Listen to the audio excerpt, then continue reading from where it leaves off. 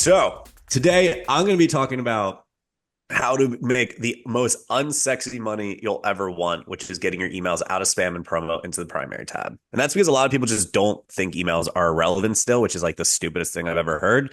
And that's because if you can dial in your email marketing, you'll be able to make so much money for your clients. So before I go deeper, can everyone see the screen where I have the slides up? Just want Yes, to make sir. okay, awesome. Yeah. So the way I'm going to do this is if you have questions on certain parts, just be like, "Hey, I have a question here. Can you break this down?" Because I'm happy to do that.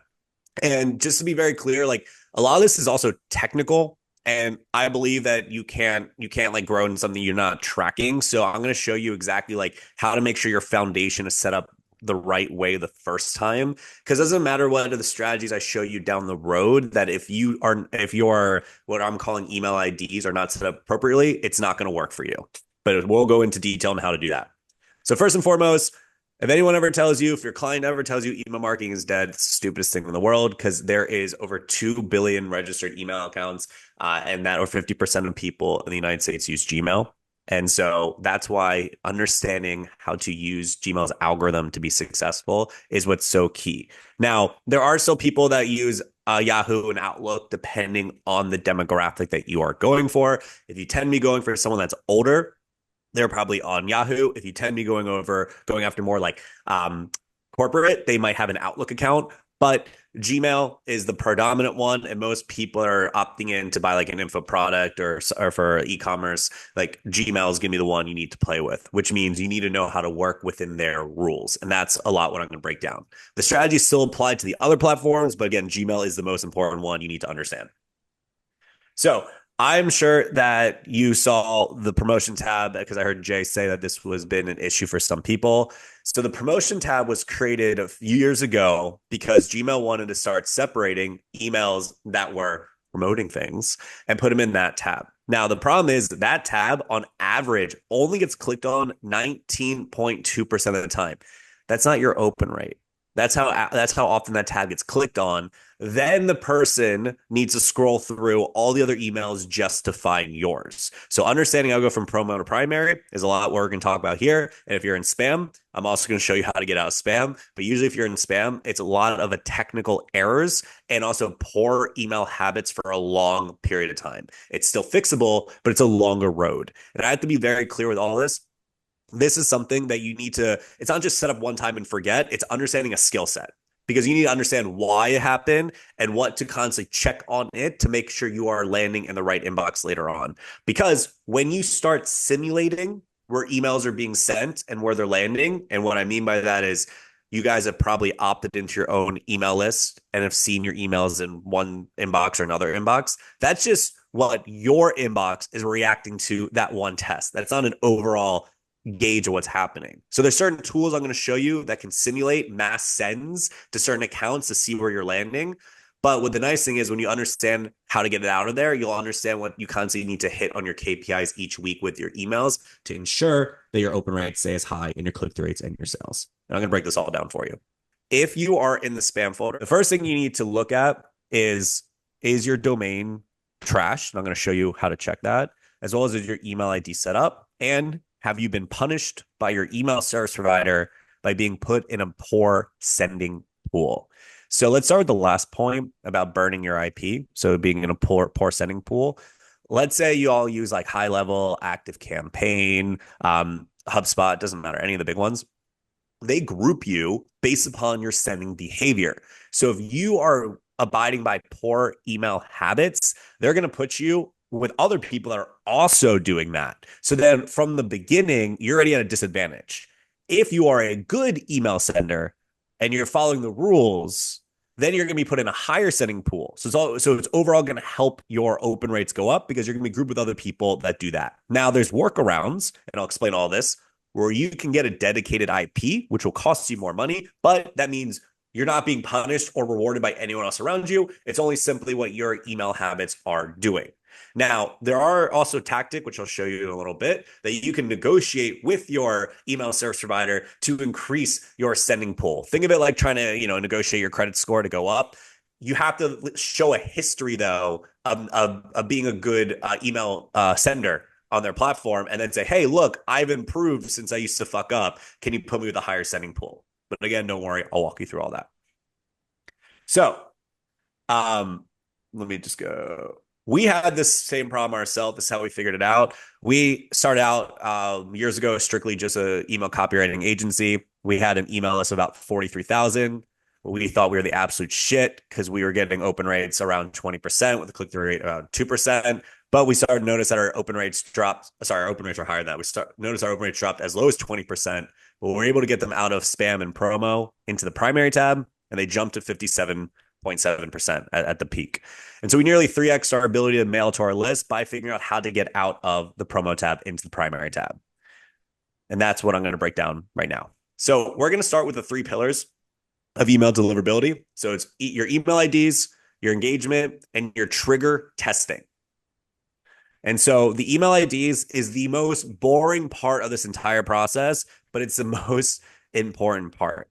So you have 3 email IDs inside your server, which is your DKIM, your DMARC, and your SPF. Here's a breakdown of exactly like what they are. But for clarity, you need to be able to know if they are set up correctly. Because the reason why you might be in promo and in spam is that spammers are currently not setting this up.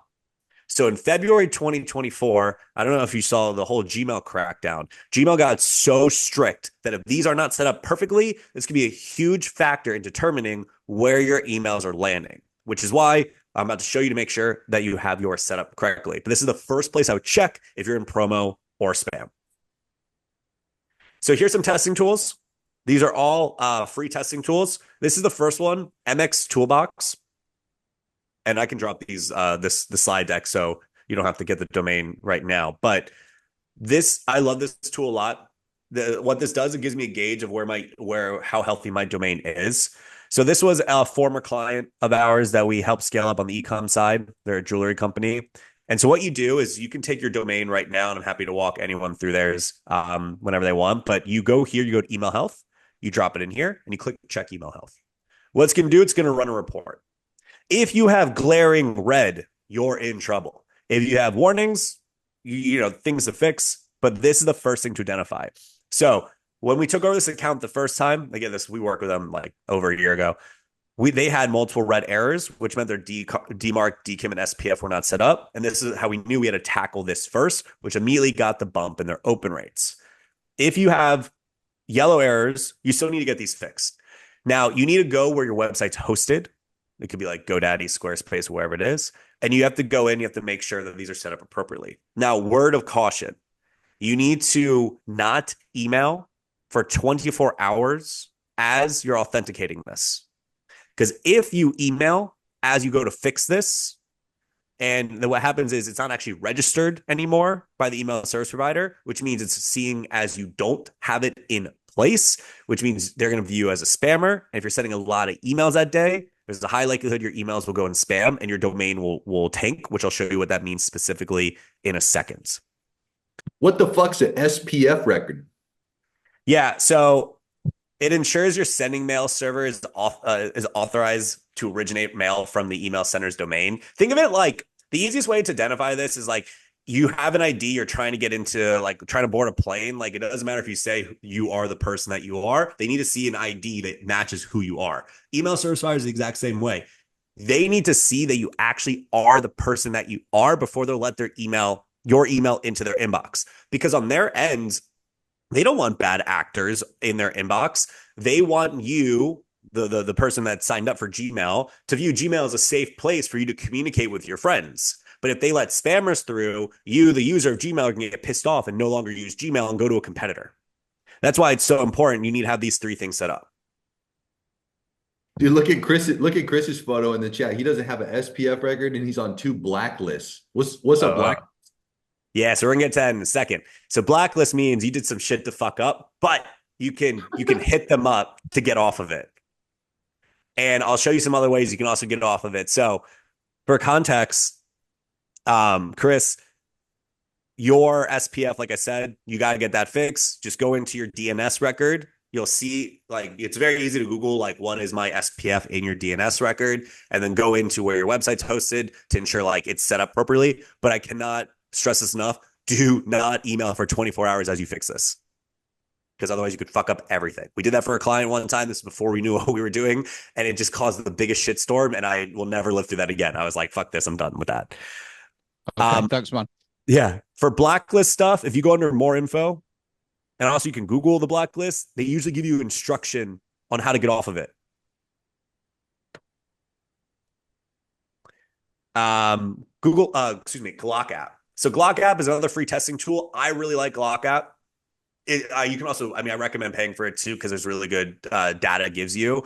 But essentially, what Glock app tells you is more in depth. It simulates what mailing to about 90 inboxes at a time looks like, and it breaks it down all from different inboxes. So actually, let me see if I can find an account that we have set up just to kind of walk you through, because this is really good information.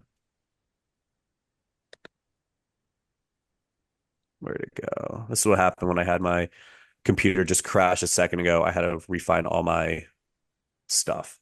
But let me walk you through Glock app. So what it does is you're going to go create an account. You're then going to download about 90 email accounts from there. These are all not real ones, but they simulate what emailing them would look like. And you're going to upload it into your email service provider. So this is a Glock app test. What a test was done after we did it for a client. It's very easy to do. It breaks down. So this client came to us because they had a big spam problem. The instructions are very clear how to do it. What it did was it sent you about like 70 to 90 different email accounts that you see here, and it simulated where it would land based upon there. Now, it also simulates all different kinds of emails you're sending to. So for example, it says like, out of the emails it's sent to Amazon Workflow, G Suite, the big ones. Again, the ones you need to pay attention to are like Gmail. Gmail legacy means an active Gmail account, meaning one that you are actively using pretty much daily. Like that's what your person that opted into your list is using. Gmail non-interactive is a Gmail account that's dormant, that you're not, like, the person's not really using. But it's good to know where they're landing for both AOL, Hotmail, and Outlook. To break this down even more specifically, it simulated the test. And for this client specifically, before we worked with him, he was going to the spam at inbox, which is the primary tab at 40%, promotion 8.3, and spam 50.9%. That's a big problem. He was also on 9 blacklists. So again, we're contacting all these blacklists, and we're saying, hey, can we get it off? He's using HubSpot, going to HubSpot and saying, hey, can I get into a higher sending pool? If HubSpot says fuck off, then we're going to get a dedicated IP, which only costs like $300 a month. And then that's going to help, because at least we're not being brought down by other bad email senders if we're on our own dedicated IP, which means we can fix our own domain reputation, and therefore we're not being punished by other people or bad actors if HubSpot does not move us to a higher sending pool. What else I love about it is you go to action steps. It gives you some more breakdown of exactly what could be off with it. And this is some of the stuff I'll break down in a second. But one of the big things is that too many links are a big problem. And so oftentimes you'll see in an email, you'll see like in the signature, you'll have your Instagram, your LinkedIn, your Facebook, like your website. That's 4 links. The real rule is you want to have no more than 3 unique URLs. So if you have more than 3 links, make sure that don't keep it to 3 unique URLs. But I say unique URLs because you want to have it go to the same place. Now, the reason why that works is because the whole point of email is to get the person to click the link or respond to your email to buy some shit. So if you think about it, why would I have other links to my social media when it's going to confuse them on what the one call to action I want them to do is? And therefore, I want them to click the link to book a call or consume content, whatever it is. But we are trained that we need to have all of our other logos on social media. But Gmail is also like, if you have all these other links, I feel like you're promoting something or spamming the person. So I'm going to punish you by putting you in promo or spam. So one of the easiest things to increase your deliverability right now is go into your current email and look at how many additional links you have in there. If you have any link that's going anywhere else aside from that one call to action you want them to have, remove it. We also saw their DMARC had issues, right? That was what we talked about earlier from our MX Toolbox test. And then I'm also going to show you some really good ways about simulating engagement to help boost up engagement. But if your domain is trashed, then you will need a new domain. Now, knowing what's trashed is like after running some of these tests, especially Glock apps, if you find you're spamming a ton, then it would make sense for you to think about getting a new domain, but you have to warm up that new domain. So throw it through a warm-up service. I'll show you a list of the ones I love in a second. And then after about like 30 to 45 days of consistent warm-up, then you can start migrating your new leads over to that domain. You could just set up as a subdomain. And then from there, you'll be able to start mailing from a different one. But it all depends how trash your domain is. So it's not like a hard rule of like, hey, you got to get off of that domain. This is the easy shit that's punishing you down the road. So like take the few minutes, contact them like you would contact, Facebook if you have any questions about your ad account or whatever it is. It's the same thing, but think about it in regards of email terms. You said while you're changing this, don't send emails. Does that include, for instance, I use High Level, tons of automated emails for appointment reminders and all that stuff? Do you want us to like turn off every workflow and just stop everything? If you want to be the most ultra safe, yes. I'm speaking from my experience of it was like this happened 18 months ago with like, this is before we really got like really understood this shit. We told them not to send emails. Someone on their team didn't listen. They ended up sending emails and just tanked the entire domain. And it was like a very big problem. It ended up costing them like a lot of money to fix. So we side on uber caution, which is usually why we'll do it like on a weekend. I don't know when all your like if you can find a day where you have the least amount of emails going out, I would recommend doing it there. You just need 24 hours. And the nice thing is you just need to do it one time. And then you'll be good. Google Postmasters. Has anyone here, do they have a Google Postmasters account set up? You can say yes or no, or if you have no idea what this is. But Google Postmasters, it's completely free. And this registers your emails for Gmail. So this is completely free. Set it up today. It's very easy. Just go to the website. You have to put in your URL. You have to put in a TXT file. It's very simple. Might take a few days to populate. But what it does is it shows you data that is so relevant to where you're landing. We'll start your spam rate. If your spam rate is above, there's a new rule that came in February of 2024. If your spam rate averages, you want to keep your spam rate below 0.5%, which you'll be able to see across the board. But here, there it is. So again, we don't work on this account anymore. Someone else does. This is really, really bad, which causes him to have his emails going to spam. Gmail cracked down in February saying your spam rate cannot be above 0.4% on average. So some days it's okay, but like you want to keep it like up below the threshold. So this is user reported spam rate. What does that mean? Let's say I'm on your list. I think you're doing something that I don't like. I'm going to go in there and I'm going to click unsubscribe. I'm going to click report as spam versus unsubscribe. So in this 6 email a day strategy that you guys are doing right now, I'm going to show you some things that you can be like, hey, if you don't want to be here, just reply remove. Or here's the unsubscribe button right here, which is why if you notice some of the emails you are receiving now, you've noticed probably there's a blue unsubscribe at the top of that email. That was automatically added in by Gmail because they were trying to solve this problem because they don't want users to be pissed off. So you got to keep your user reported spam rate as low as humanly possible. So when y'all are hammering, make sure to think about in your mind that getting someone to opt out of your list is almost just as good as someone buying from you. I know it's a stretch. But the idea is you don't want anyone on your list that does not want to be there. You only want people on your list that want to be there. So that's why I'm monitoring this. Like he's fucked from going this high because he has 10% spam rate, which is causing his emails to go to spam. The domain reputation. Now, this is another big indicator. You want your domain reputation to be at high or medium at the worst. Low or bad means you're viewed as a spammer for Gmail. So again, this is your technical tests with MX Toolbox, Postmasters, and Glock app that you can use to monitor what level you're at now. And you'll know if you're doing better because you'll see your Postmaster score increase or decrease if you're not doing as well. And now with some of the stuff I'm about to show you, now you check this. You'll check your performance of your emails. And so, for example, if we see our domain reputation go up high, now you'll see a correlation in your open rates and clicks, and ideally your sales go up.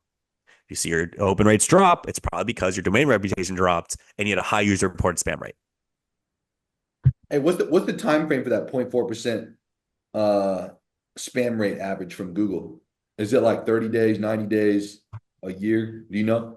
It's about 30 days. So the whole idea is that like, yeah, you want to make sure that, again, that's why getting someone to opt out of your list is like super key if they don't want to be there. And I'll show you something in another way, which we do to protect. So there's a strategy that I'll break down in a second, but what we actually do is we have all of our main people, meaning the ones that are most active. on one domain. And then we put everyone that hasn't opened an email from a long time on a different domain. And therefore, I actually reduce my risk of having a high user reported spam rate, because therefore I'm moving people that are no longer active and don't want to be there from a different domain, but it looks like the same domain. It could, let's say my domain was brettkaufman.com. This could be like brettkaufmanemail.com. The person's not going to know the difference. And yet you're still sending the same emails, but you're doing it on a different domain, which I'll walk you through in a second, and helps protect the health of your main domain.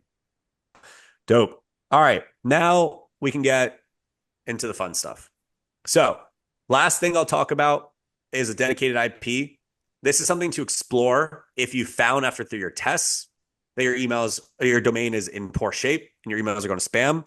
You can either, if you use HubSpot, you can ask them. I know ActiveCampaign has their own, or you can do SendGrid.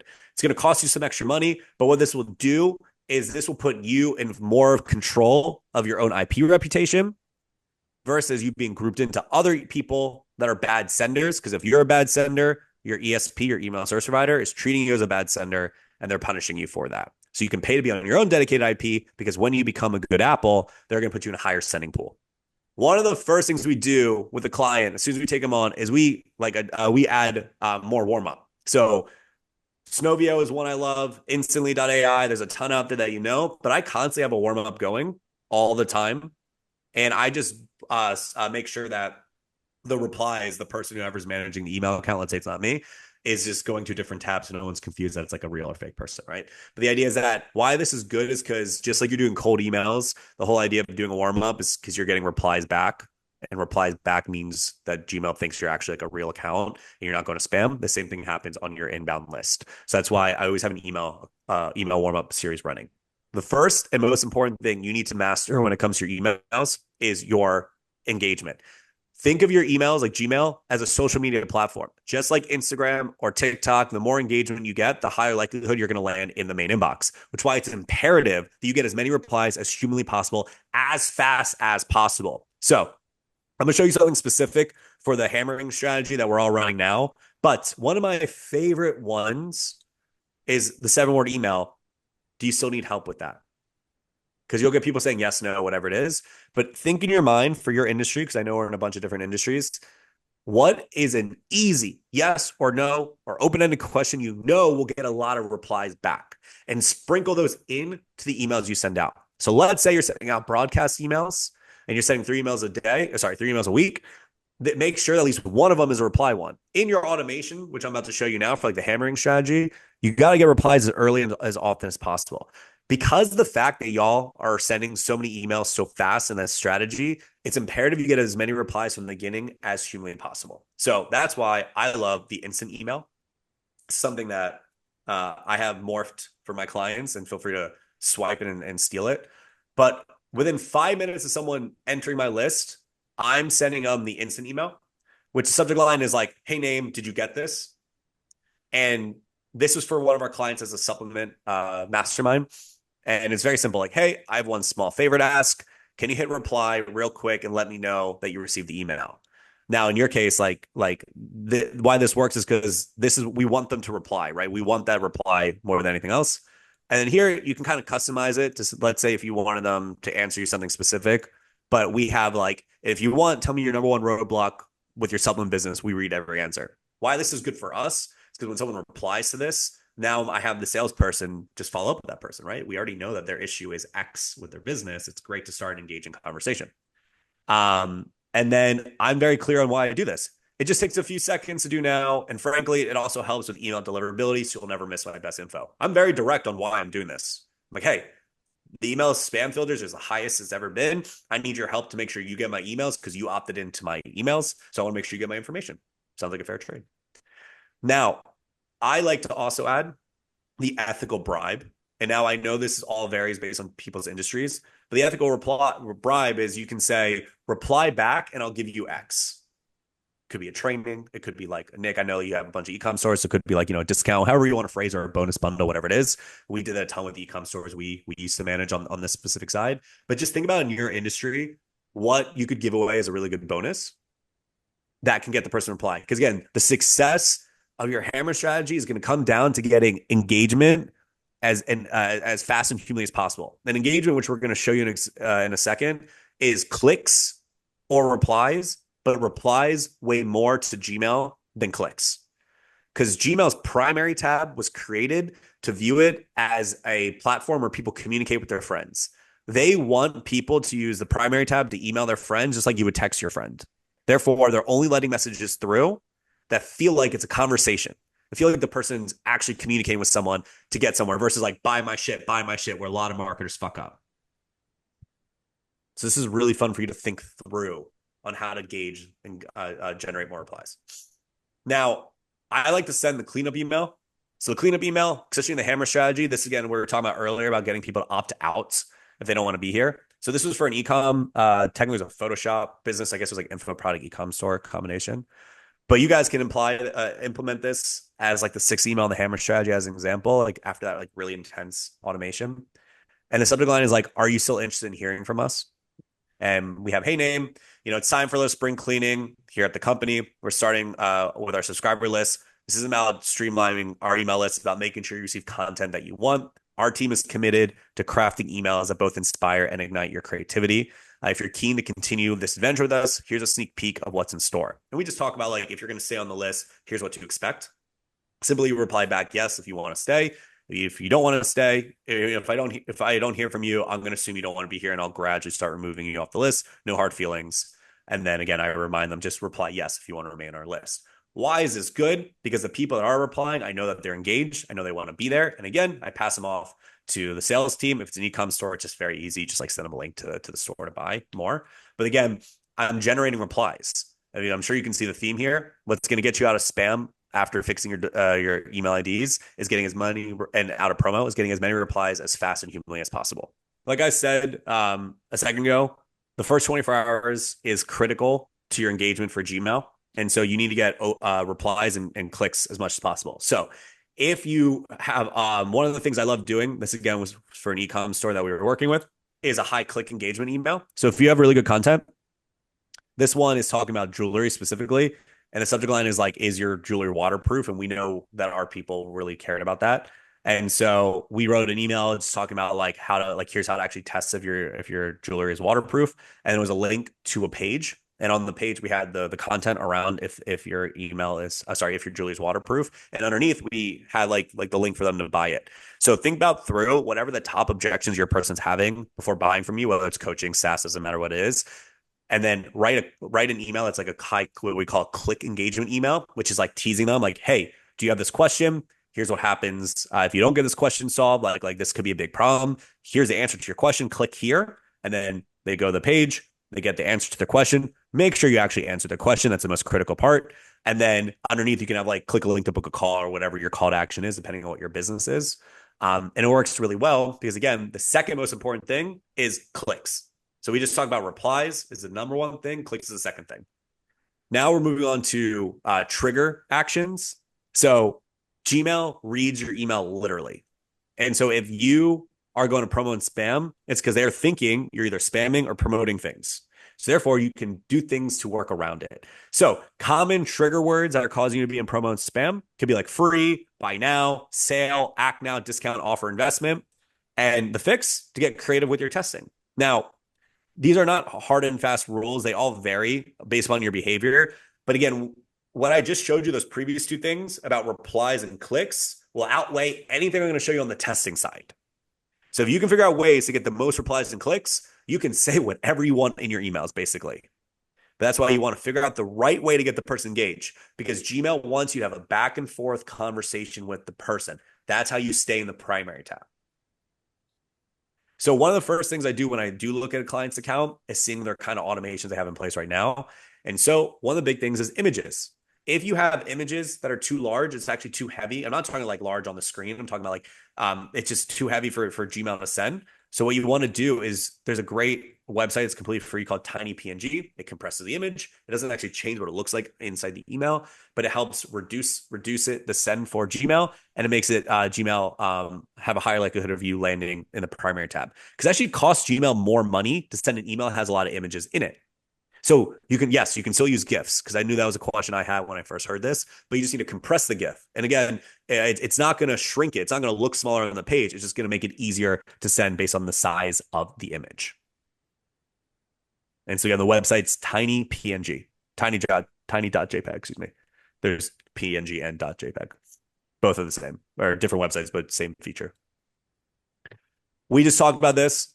Your amount of links you have in the email. So always think through what link in my email is not relevance, right? Do I just have like just different links to my social media, to my website, like things that are not help me with the one call to action I need from the person, which is whatever that is in that scenario. So just think through that.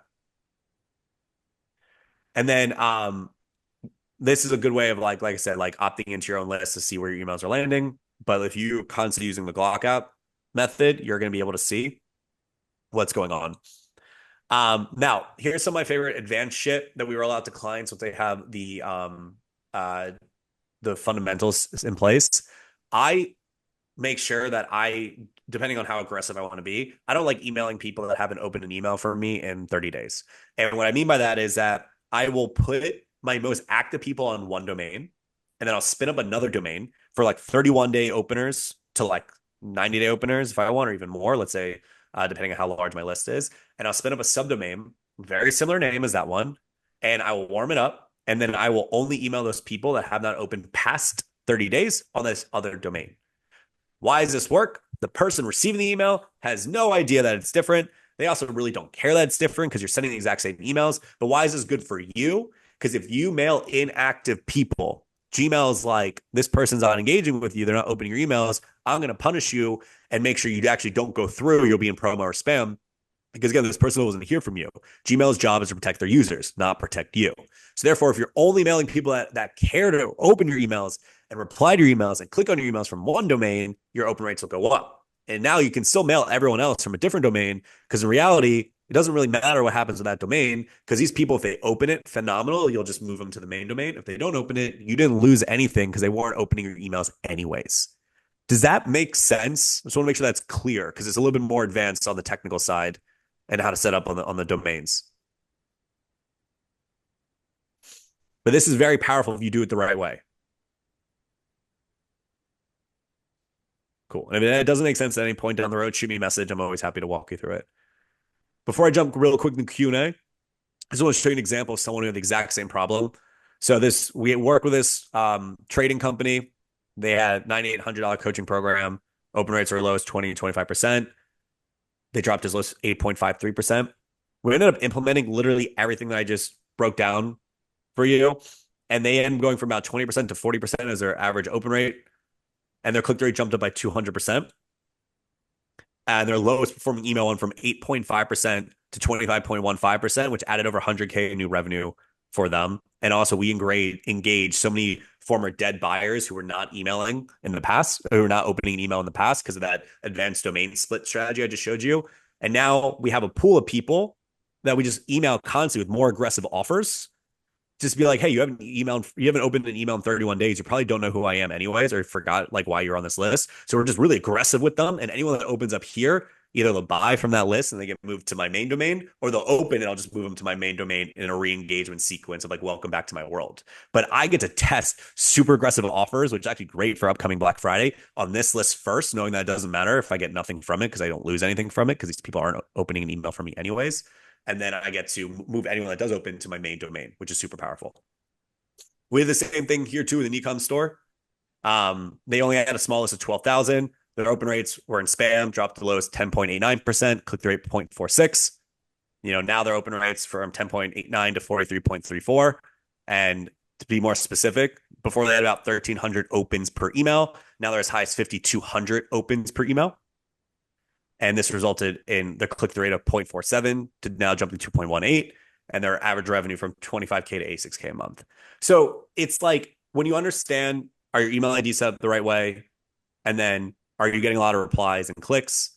And then are you doing like the right, like mailing your most engaged and reacting your non-engaged on different domain? This allows for you to have big jumps without increasing, a lot of just from people already on the list, pre-existing people. So I saw some questions. Okay. Axel, are the two emails in the same IP pool with the same email? Are you talking about if you spin up a subdomain? If you say yes, then yes, it is, which is why, and to answer your question, it won't have that big of an impact on the other one, because the whole idea here is you're getting really good engagement from your first one. And because you're getting a lot of really good engagement from your first one, it's not going to impact the second one. Because when you mail, people that are only the most engaged first, what ends up happening is that you get more people to open it, and Gmail cares about your amount of people on your list to open ratio. And so they're seeing more people opening it, and the higher percent of openers on your list increases, and engagement that outweighs the aggressiveness you'll be on the other one. Now you can be super savvy and put your aggressive people, if you have the money, on a different domain, a different IP pool, and you can have your main list on your dedicated IP pool, and then you're completely fine. But that's if you have more money and you want to be aggressive. Any other question? I want to be mindful of everyone's time on this Saturday midday. Feel free to unmute yourself and ask away as well if you got anything. I have a super technical question. Yes. So I noticed that my DMARC and DKIM were set up, but there's no quarantine. And so that came up as a warning. What do you recommend as a policy? So go into your DNS record, and then you will be able to see, based upon where you're hosting, it's easy, a quick Google search about like which one you need to set up to fix a quarantine. And the same rule though, wait that 24 hours. But the nice thing is you can fix that and whatever else is going off in the same 24 hours. You don't need to wait an additional 24 hours to do it. Got it.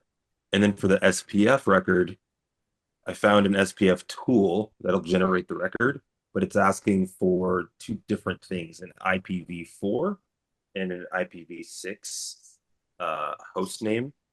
Would those be my domain or Google, because I have like Google stuff set up, Google Workspace for my domain and emails? You should, in your wherever you're hosting domain, it should allow you to have two options for your SPF, but you want the main one that's connected to your domain. Okay. That's the most important one, because like, let's say I'm on your list and I'm an Outlook person. I don't give a shit, meaning like the email service provider doesn't give a shit if it's a Gmail one versus Outlook one. It needs to make sure your domain is registered. Cool. Okay. That's what's more key. Good question. Quick question here for you, Brett. I have one SPF error. So when my team goes and fixes that, we need to stop sending emails for 24 hours, right? Before it's registered? Yeah, that's a super conservative route. I need that to be very clear. Like if you send a little bit of emails, like, under 50, you'll be okay. But again, I just want to be super conservative because like the shit that happened in the past. Yeah. And for all the yellow problems, do we also need to resolve that, or is that fine? It's only red. If you can do the yellows in the same day you fix the red, I would do that. Okay. Got it. Yeah. Yellows are warning. Yeah. It will help. It's like getting a few extra points of extra credit to increase your score. You know what I'm saying? Like it's not gonna, it will help overall because it'll compound. Got it. Thank you very much. Yeah. And you want to monitor your yellows, because if your yellows turn to reds, obviously it's something to be aware of. Yeah. I also want to highlight, as everyone, if anyone else has any questions, Q4 is coming up. And I remember last Q4, Nick did a phenomenal presentation, which helped like me make a lot of money for my clients. Email spam filters at the all-time high. And so that's why y'all figuring out replies and clicks are the most important thing, because if you're just hyper aggressive without engagement, you're fucked. Q4 is the hardest time to get emails in the primary tab. But if you do everything we just outlined, your email IDs, you have the warm up going, and you're getting really good replies engagement, then it'll be easier for you to get through and implement all these other strategies that you're doing as well. But again, that's what's so key here. Replies engagement.